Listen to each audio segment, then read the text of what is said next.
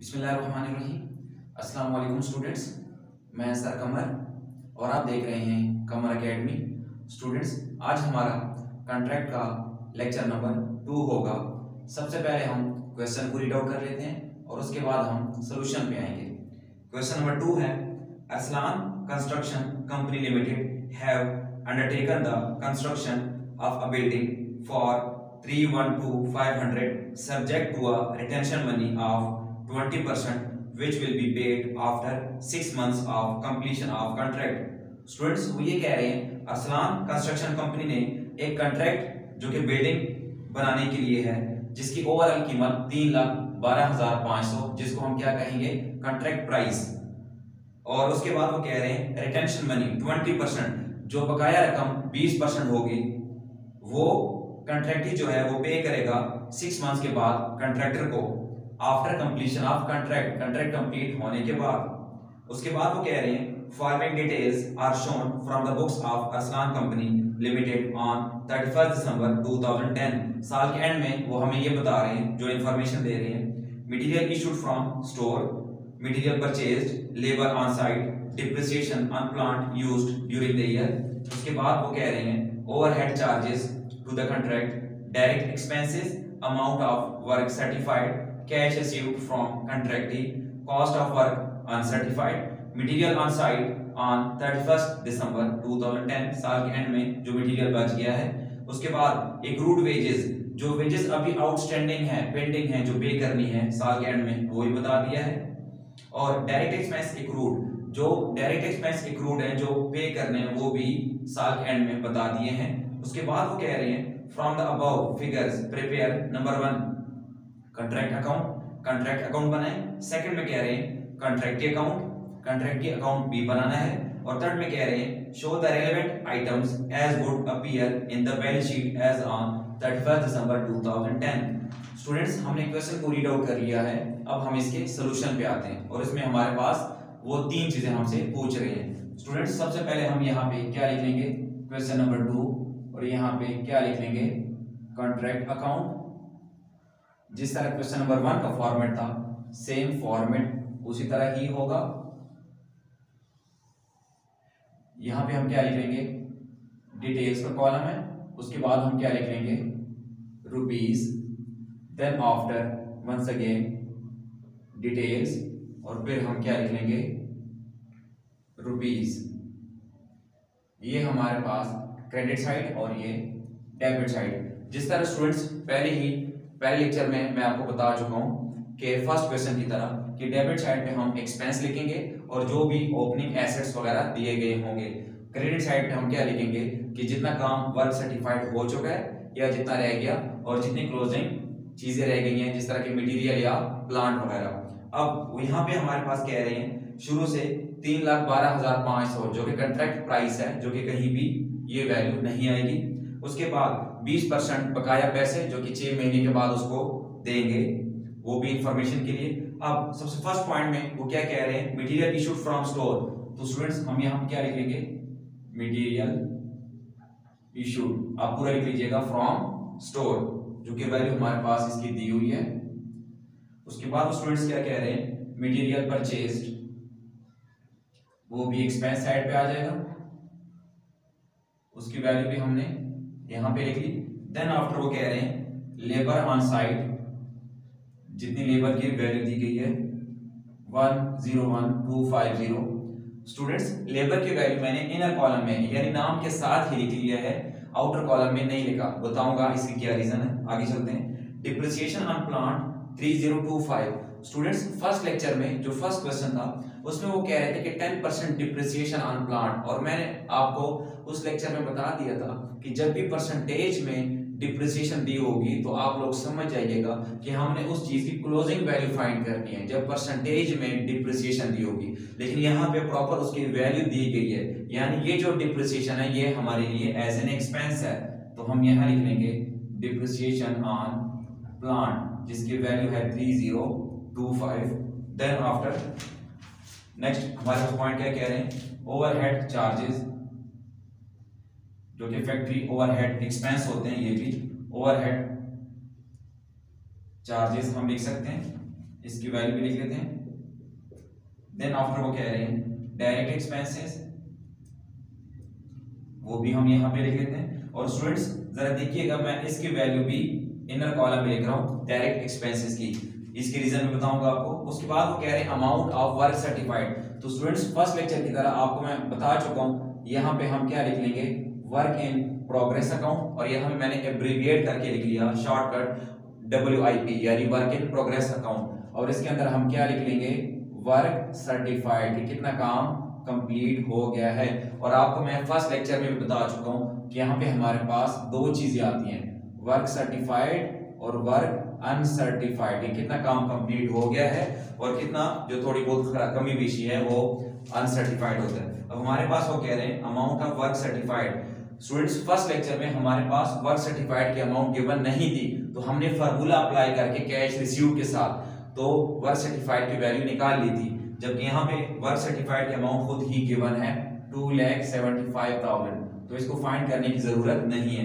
Then after students को कह रहे हैं cash received from contractee. Students cash received की वैल्यू हम यहाँ पे नहीं लिखेंगे, हमने पहले क्वेश्चन में यहाँ पे लिख लिया था, बिकॉज हमने वर्क सर्टिफाइड की वैल्यू फाइंड करनी थी। जब वर्क सर्टिफाइड की अपनी वैल्यू गिवन हो तो फिर कैश रिसीव्ड की वैल्यू कहीं भी नहीं आती कॉन्ट्रैक्ट प्राइस की तरह। उसके बाद स्टूडेंट्स को कह रहे हैं कॉस्ट ऑफ वर्क अनसर्टिफाइड, तो ये भी हम यहाँ पे लिख लेंगे, जो कि फर्स्ट क्वेश्चन में इसकी वैल्यू गिवन नहीं थी, तो इसको फाइंड करने की जरूरत भी नहीं है। उसके बाद स्टूडेंट्स हमारे पास कह रहे हैं मटेरियल ऑन साइट ऑन 31 दिसंबर यानी क्लोजिंग डेट है, तो हम किस साइड पे लिख लेंगे, क्रेडिट साइड पे जो पेंडिंग चीजें रह गई हैं, मटेरियल इन हैंड 1575। स्टूडेंट्स इसके बाद वो कह रहे हैं एक्रूड वेजेस, जो अभी वेजेस अदा करनी है, तो स्टूडेंट्स यहाँ पे देखें लेबर, जो वेजेस हम पे करते हैं वो किसको पे करते हैं, लेबर मजदूरों को, तो तभी मैंने लेबर की वैल्यू इनर कॉलम में लिखी थी, क्योंकि जब भी वो कहेंगे एक्रूड वेजेस या आउटस्टैंडिंग वेजेस तो आप लेबर की वैल्यू इनर कॉलम में लिख लेंगे। अगर लेबर ना हो तो वेजेस के वन होगा तो उसमें आप ऐड कर देंगे। अब यहाँ लेबर लिखे तो लिख लेंगे प्लस एक्रूड वेजेस या आउटस्टैंडिंग वेजेस, मैंने आउटस्टैंडिंग को शॉर्टकट O/S लिख लिया, तो आउटस्टैंडिंग वेजेस 1950 ये हम इसमें ऐड करके, तो दोनों की वैल्यू ऐड करके जो वैल्यू आएगी वो हम बाहर लिख लेंगे। उसके बाद स्टूडेंट्स वो कह रहे हैं डायरेक्ट एक्सपेंस एक्रूड, तो देखें इसकी वैल्यू हमने इनर कॉलम में लिखी है, तो यहाँ पे हम क्या लिख लेंगे, प्लस आउटस्टैंडिंग डायरेक्ट एक्सपेंसेस, यानी जो भी चीज एक्रूड होगी वो हम उसमें क्या करेंगे, ऐड करेंगे। स्टूडेंट्स यहाँ तक हमने सारे पॉइंट लिख लिए हैं, अब हम इसको कैलकुलेट करते हैं और फिर इसका आंसर निकालते हैं। पहले हम क्या करेंगे कि हमारे पास जो वैल्यूज गिवन है वो हम इसको पहले सॉल्व कर लेते हैं। हमारे पास लेबर की वैल्यू है 101,250 प्लस 1950, तो इनको ऐड करने के बाद स्टूडेंट्स हमारे पास जो वैल्यू आ गई 103,200 और फिर 5750 प्लस 400, जो डायरेक्ट एक्सपेंस की ओवरऑल वैल्यू आ गई 6150। स्टूडेंट्स हमने सारे वैल्यूज लिख लिए हैं, अब हम क्या करेंगे, इसका आंसर निकालते हैं। हम क्या करेंगे स्टूडेंट्स, यहाँ पे भी क्वेश्चन 1 की तरह दो लाइनें लगा लेंगे और यहाँ पे भी, और मैंने बताया था कि मोस्टली हमारे पास जो क्रेडिट साइड होगी वो साइड बड़ी होगी, तो हम इनको ऐड कर लेते हैं। इनको ऐड करने के बाद स्टूडेंट्स हमारे पास जो वैल्यू आती है वो है 280,700, जो कि क्रेडिट साइड बड़ी है, वो हम इधर भी लिख लेंगे और इधर भी लिख लेंगे।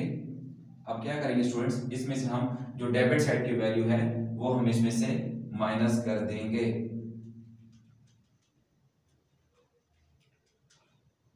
तो स्टूडेंट्स उसके बाद हम हमारे पास जो आंसर आएगा उसको हम क्या नाम देंगे, profit C/D, profit C/D like question number 1।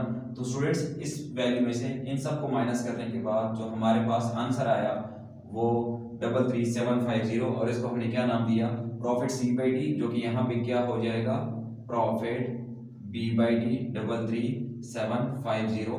अब उसके बाद स्टूडेंट्स हम क्या करेंगे, इस वैल्यू को हम वंस अगेन दोनों तरफ लिख लेंगे, यहाँ पे लिख लेंगे 33,750 और उसके बाद 33,750। अब स्टूडेंट्स इसके बाद हमने क्या किया था, यहाँ पे हमने लिखा था प्रॉफिट एंड लॉस अकाउंट लिखा था, और उसके बाद हमने यहाँ पे क्या लिखा था, work in progress account like first lecture, और यहाँ पे हमने लिखा था रिजर्व फॉर कॉन्टिजेंसी। और उसके बाद हमने क्या किया था स्टूडेंट्स, जो प्रॉफिट बी बाई डी की वैल्यू हमने इधर भी लिख ली थी और इधर भी, फिर हमने इसकी वैल्यू के साथ यहाँ एक फार्मूला अप्लाई किया था कि प्रॉफिट जो आ चुका हो मल्टीप्लाई 2/3 किया था, और मल्टीप्लाई स्टूडेंट्स हमने यहाँ पे जो परसेंटेज वर्क सर्टिफाइड की गिवन थी वो हमने यहाँ पे लगाई थी। अब हमारे पास जो लेक्चर 1 था उसमें वो खुद कह रहे थे कि 80% वर्क सर्टिफाइड है, जबकि यहाँ पे वो कह रहे हैं स्टूडेंट्स कि 20% बकाया रकम है। तो वंस अगेन यहाँ पे भी अगर 20% काम बाकी है, यानी जो 20% का पैसा होगा वो 6 महीने के बाद जब कॉन्ट्रैक्ट कंप्लीट हो जाएगा तब उसको पैसे दिए जाएंगे।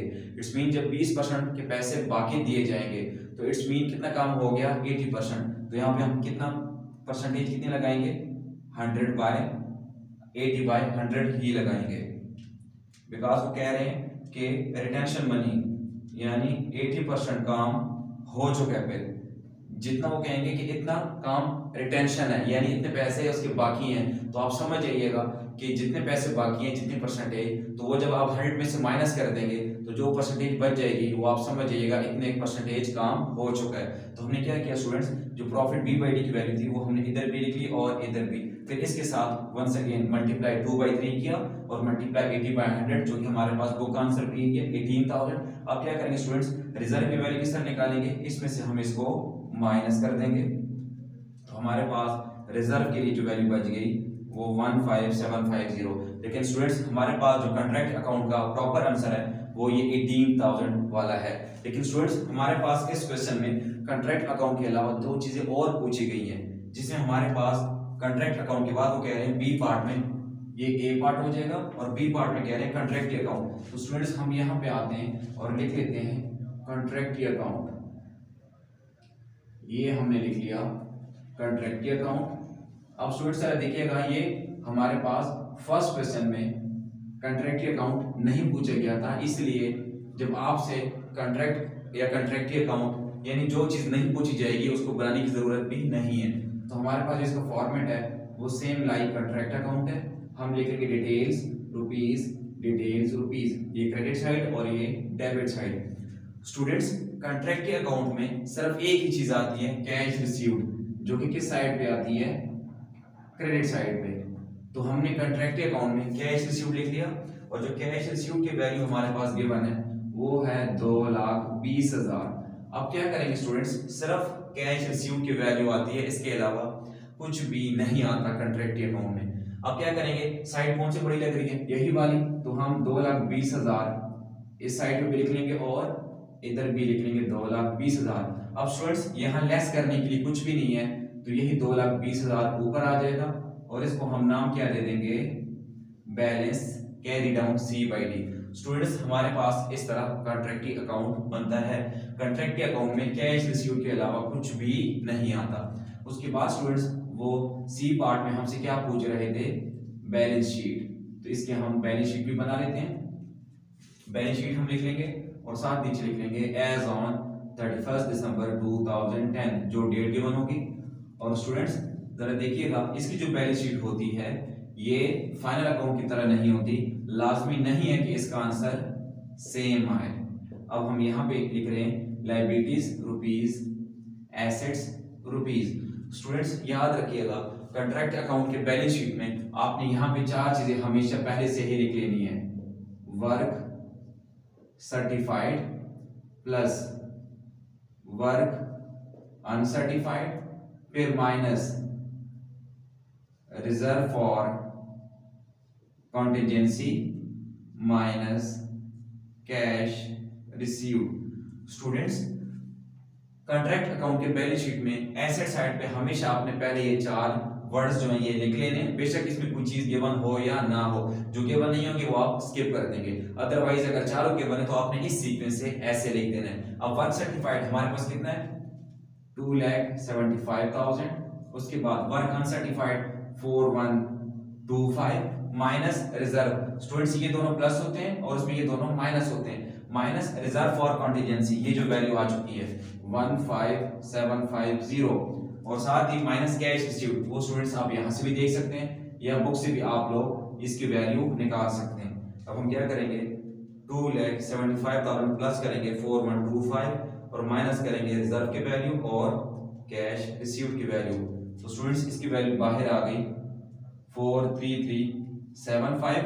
उसके बाद स्टूडेंट्स यहाँ पे कॉन्ट्रैक्ट अकाउंट में जो चीजें आपकी क्लोजिंग बच जाएंगी वो आप लोगों ने एसेट साइड पे यहाँ लिख देना है। अब जिस तरह मटेरियल इन हैंड ये आप लोगों के लिए क्लोजिंग एसेट है 1575। इसके अलावा स्टूडेंट्स यहाँ पे लायबिलिटी साइड में आप लोगों ने एक ही चीज लिखनी है प्रॉफिट एंड लॉस अकाउंट। जो आपके कॉन्ट्रैक्ट अकाउंट का मेन आंसर होता है वो लायबिलिटी साइड में यहाँ पे लिखा जाता है, जो कि प्रॉफिट एंड लॉस के नाम से।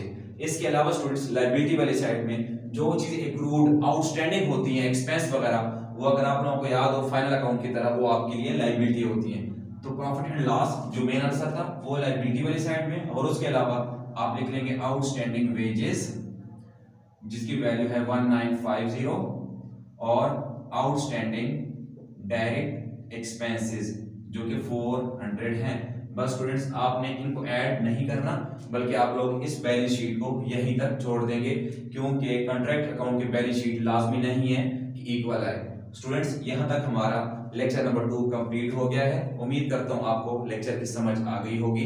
इसके बावजूद भी अगर आपका कोई क्वेश्चन हो तो आप लोग कमेंट में पूछ सकते हैं।